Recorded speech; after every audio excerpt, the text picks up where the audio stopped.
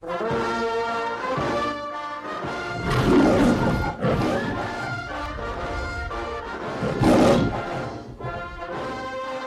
he venido aquí como profeta de la revolución.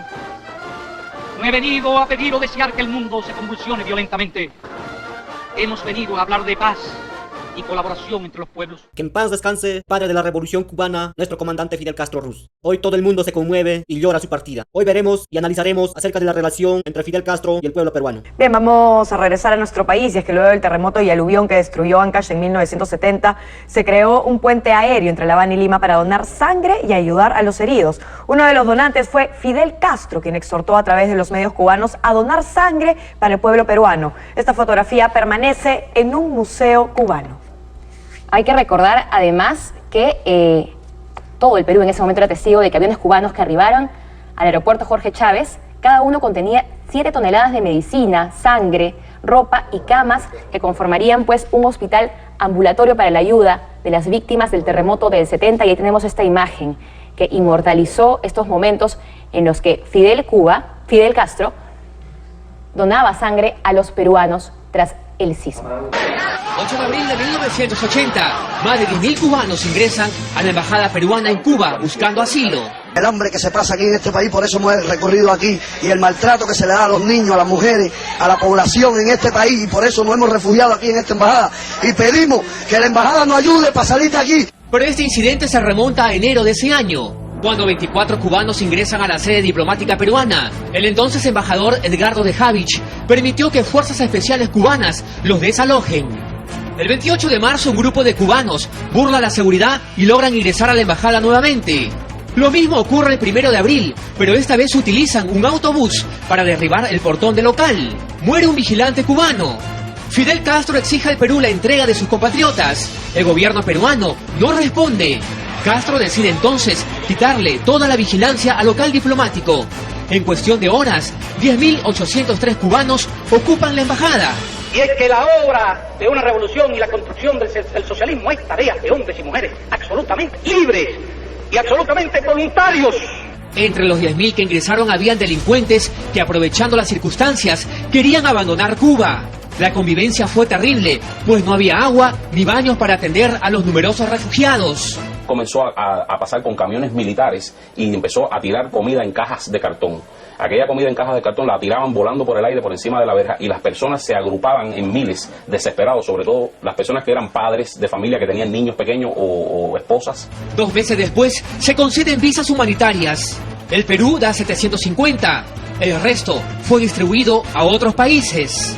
Un evento previo a este incidente diplomático fue el acercamiento que tuvo con el expresidente Juan Velasco Alvarado. Ambos compartían los mismos ideales, como la reforma agraria, la expropiación de empresas extranjeras y de los medios de comunicación, y su acercamiento a la Unión Soviética. Otro hecho ocurrió en 1997. El entonces presidente del Perú, Alberto Fujimori, viajó a La Habana para reunirse con el líder de la revolución. El encuentro duró 2 horas y se trató el tema de la posibilidad que los emergentistas que tomaron por asalto la residencia del embajador de Japón puedan ir como refugiados a la isla.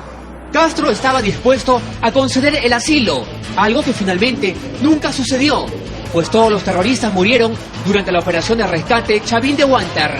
Posteriormente, otro personaje peruano que visitó personalmente a Castro fue Ollanta Humala, que lo hizo a pocos días de haber sido elegido presidente.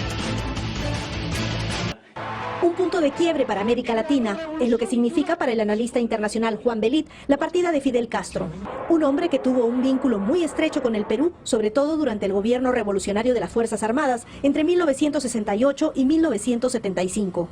El general Juan Velasco Alvarado y el comandante Fidel Castro Ruz tuvieron una coincidencia ideológica que permitió una intensidad en las relaciones.